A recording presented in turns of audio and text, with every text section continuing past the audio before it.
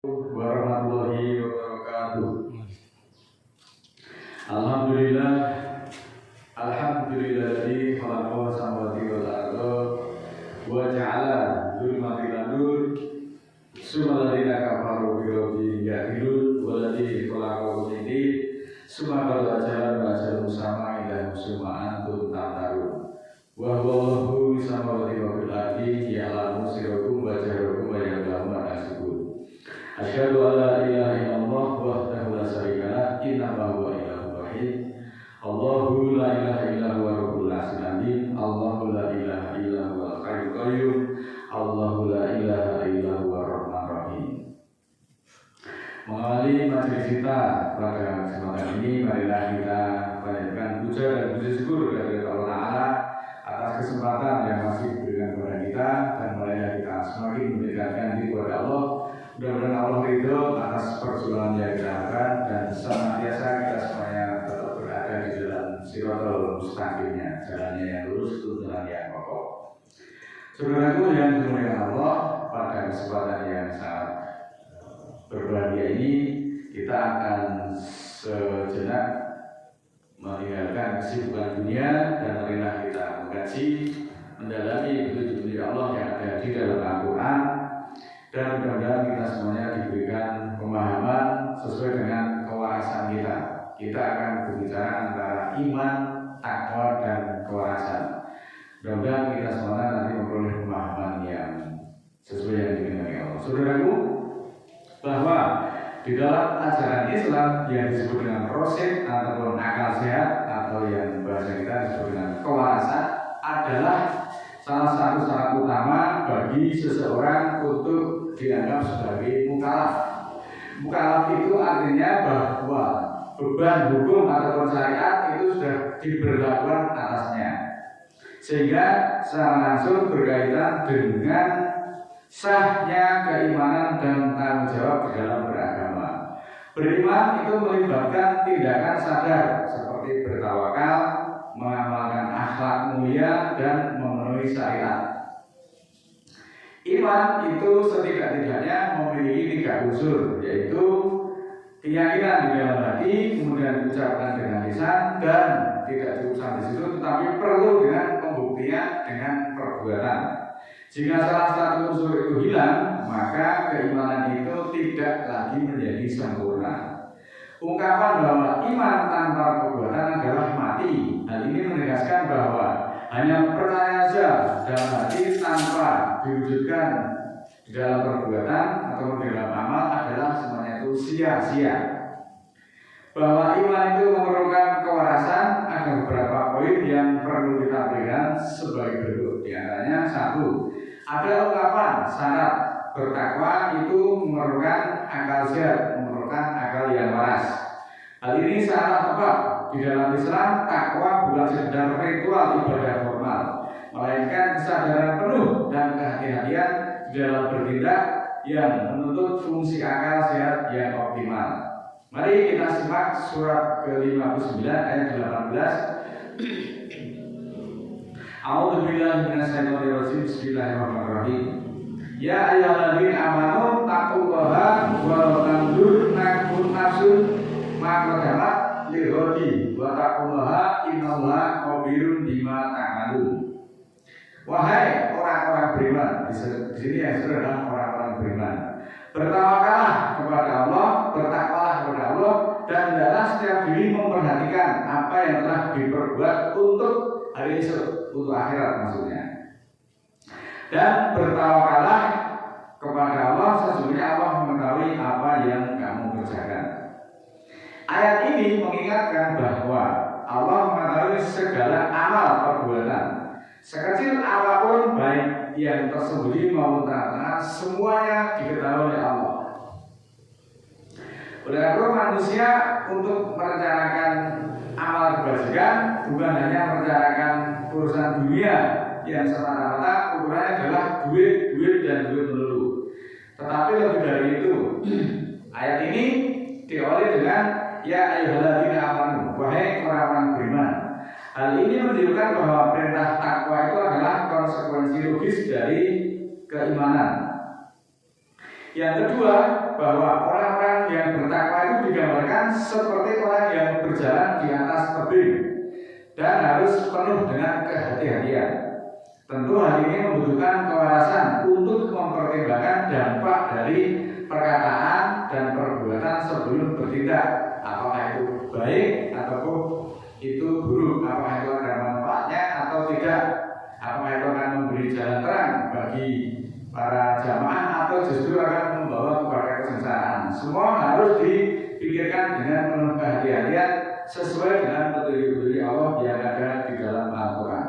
Bahkan dijelaskan dalam surat ke-23 ayat 3, waladinahum anil lahwi mu'ridun, dan orang-orang yang berpaling dari perkataan lahwa, perkataan omong kosong, perkataan-perkataan yang tidak berguna.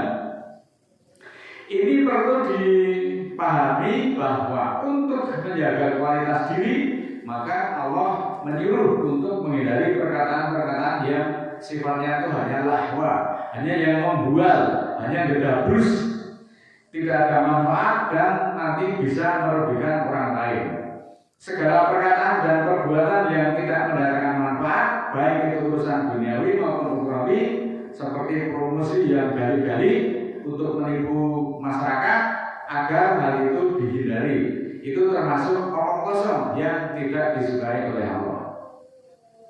Selanjutnya, di dalam bertakwa, manusia juga dituntut untuk mampu mengendalikan hawa nafsu. Akal sehat atau yang sering disebut juga dengan kewarasan itu menjadi benteng utama agar kita tidak diperbudak oleh keinginan yang emosional. Ayatnya kita perhatikan pada dalam surat kedua, surat Al-Baqarah ayat 197 di penghujung ayatnya sebagai berikut. Wa ma taf'alu min khairi ya'lamhu Allahu wa tazawwadu fa inna khairaz zati taqwa wa taqullah wa taquni ya ulul albab. Ini ayatnya panjang di penghujungnya. Dan apapun yang kamu kerjakan dari berupa kebaikan, niscaya Allah mengetahuinya. Maka berbekalah, sesungguhnya sebaik-baik bekal adalah takwa, dan bertawakallah kepadaku, wahai ulul albab, wahai orang-orang yang berakal. Nah, ini Allah memerintahkan takwa itu secara khusus kepada ulul albab, orang-orang yang memiliki akal yang sehat, pemikiran yang sehat, agar digunakan untuk menahan hawa nafsu dan membentengi diri dari perbuatan-perbuatan yang merusak. Ini penting, ini menjadi benteng bagi orang-orang yang bertakwa. Orang yang bertakwa tetapi tidak bisa menahan hawa nafsu, justru nanti itu akan merusak akidah, merusak keimanan, merusak diri sendiri, bahkan juga merusak moral. Kemudian perlu juga bertakwa itu melibatkan kemampuan untuk membedakan yang benar dengan yang batil, yang diberikan oleh Allah kepada mereka agar mereka menjadi bertakwa. Surat kedua ayat 42. Wala talbisul haqqa bil batili wa taqtumul haqqa wa antum ta'lamun. Yang artinya, dan janganlah kamu mencampur aduk antara yang hak dengan yang batil, dan janganlah kamu sembunyikan yang hak itu sedangkan kamu mengetahui.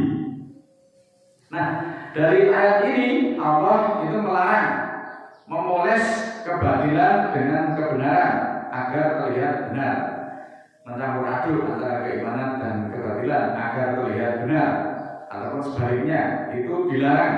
Kebenaran harus murni. Larangan ini juga mencakup praktek seperti korupsi, penipuan, termasuk riba, mencampur perkara halal dengan yang haram, serta menyembunyikan kebenaran demi untuk keuntungan pribadi dan keluarganya.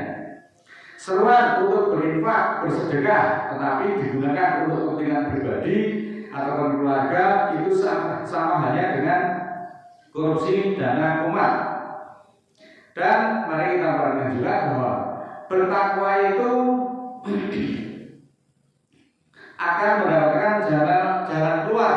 Seseorang yang menyatakan takwa dengan benar, maka dia akan memperoleh jalan keluar atas segala kesulitan, termasuk masalah mental, seperti halnya dengan kecemasan, ketakutan,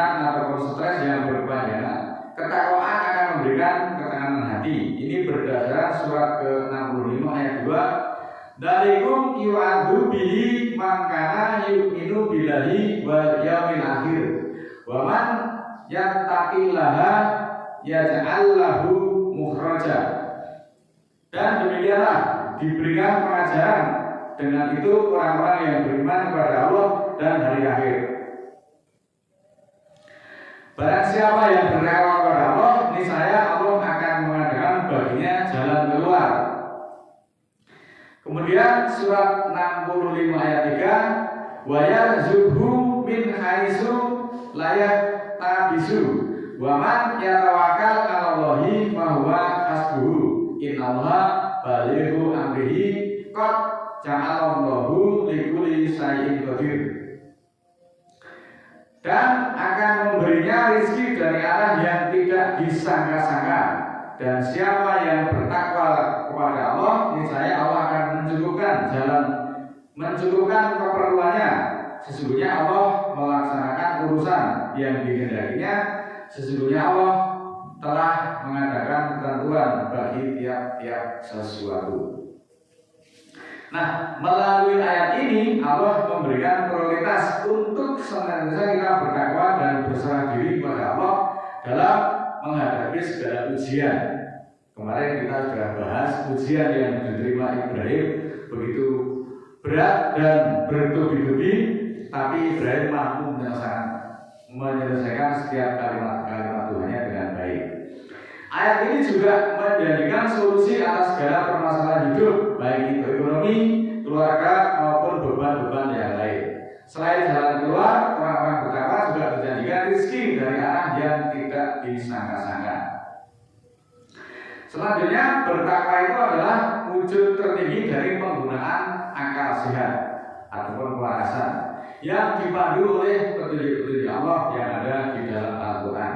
Surat ke-8 ayat 29, ya ayyuhalladzina amanu in tataqullaha yaj'al lakum furqanan wa yukaffir ankum sayyi'atikum wa yaghfir lakum wallahu dzul fadlil 'adzim.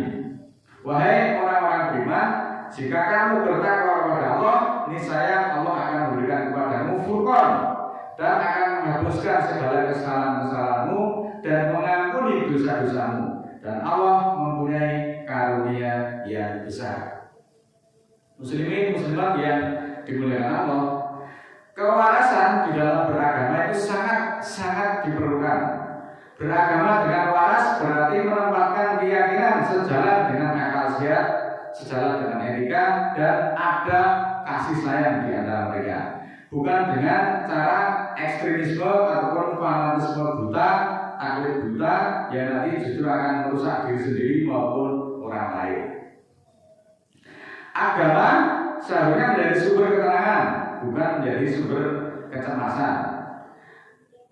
Kewarasan membantu individu menggunakan ajaran agama untuk mengatasi frustasi dan hidup akan menjadi lebih tentram, bukan justru menjadi tertekan. Di dalam konteks sosial yang disebut akal sehat ataupun kewarasan di dalam beragama akan menghindarkan seseorang dari perilaku yang tidak terpuji, perilaku yang menyimpang, yang sombong atau fanatisme ataupun ekstremisme yang juga justru akan merugikan. Maka secara keseluruhan agama yang dihayati dengan waras akan melahirkan perilaku yang mencerminkan kedamaian dan akhlak yang mulia. Ini berbeda dengan keterangan-keterangan yang disampaikan di dalam Al-Quran berikut ini. Yukhadimunallaha walladzina amanu wa ma yahda'una ila anfusahum wa ma yashurun. Surat kedua, surat Al-Baqarah ayat 9. Mereka menipu Allah dan orang-orang beriman, padahal tidaklah mereka menipu kecuali menipu diri mereka sendiri dan mereka tidak menyadari. Walau sina la rafa'nahu biha walakinahu ahlata ilal ardi wa taba'a hawahu famasaluhu kamasalil kalbi in tahmil alaihi jalas aw taqruhu jalas. Dalika masalul qaumil ladina kadzabu bi ayatina fa khususil qasasa la'allahum yatafakkarun. Ayat ini sangat keras menggambarkan perilaku yang tidak terbersih, yaitu dalam surat ke-7 ayat 176. Mari kita simak betapa berbaiknya karya dalam petunjuk dari Allah. Dan kalau kami menghendaki, sesungguhnya kami akan meninggikan derajat dari manusia itu dengan ayat-ayat Al-Quran. Tetapi mereka cenderung mengikuti urusan dunia dan mengikuti hawa nafsu yang rendah. Maka perumpamaan mereka seperti anjing. Nah ini, jika kamu menghalau anjing, maka anjing itu hanya mengulurkan lidahnya. Dan jika kamu membiarkan, maka anjing itu juga hanya mengulurkan lidahnya. Demikianlah perumpamaan orang-orang yang mendustakan ayat-ayat kami. Dalika masalul qaumil ladzina kadzabu bi ayatina. Itulah gambaran orang-orang yang mendustakan ayat-ayat Allah itu seperti kolkabi, seperti anjing. Fawasusir walasom la'alahum yatafakkarun. Maka ceritakanlah cerita ini atau kisah ini kepada semua orang agar mereka memikirkan.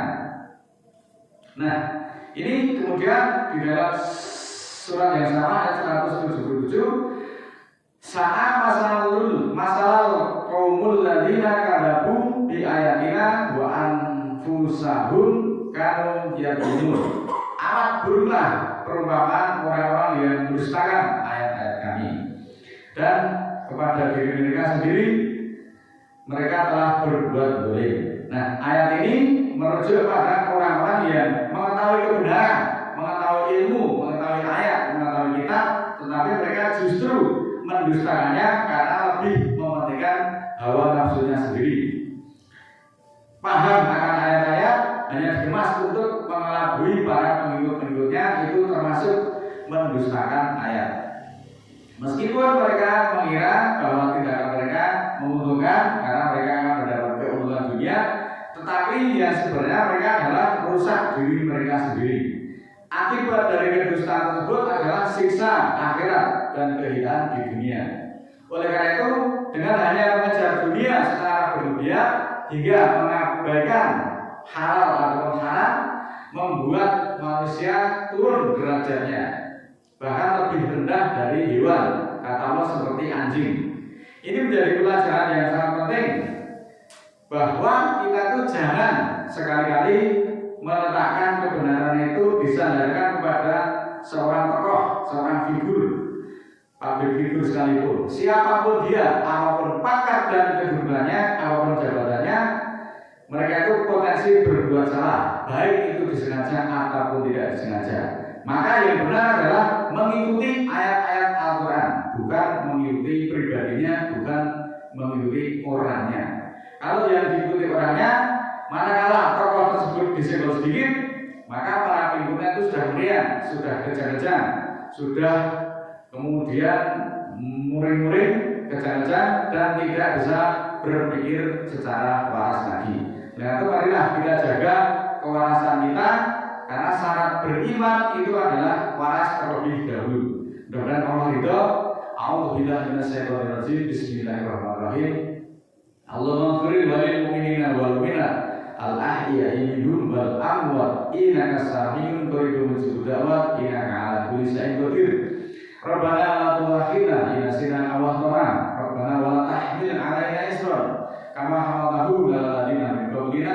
Rabbana wa la tuhammilna ma la taqata lana bihi wa'fu 'anna warhamna anta maulana fansurna 'alal qaumil kafirin. Rabbana ighfir lana dzunubana wa kaffir 'anna sayyi'atina wa tawaffana ma'al abrar. Rabbana la tuzigh qulubana ba'da idh hadaytana wa hab lana min ladunka rahmah innaka antal wahhab. Rabbana ighfir lana wa li ikhwanina alladzina sabaquna bil iman wa la taj'al fi qulubina ghillan lil ladzina amanu rabbana innaka ghafurur rahim. Rabbi a'udzini an asura ni'mataka an'amta 'alayya wa 'ala walidayya wa an a'mala shalihan tardahu wa aslih li fi dzurriyyati inni tubtu ilaika wa inni minal muslimin. Subhana rabbika rabbil izzati amma yasifun wa salamun 'alal mursalin walhamdulillahi rabbil alamin. Wassalamualaikum warahmatullahi wabarakatuh.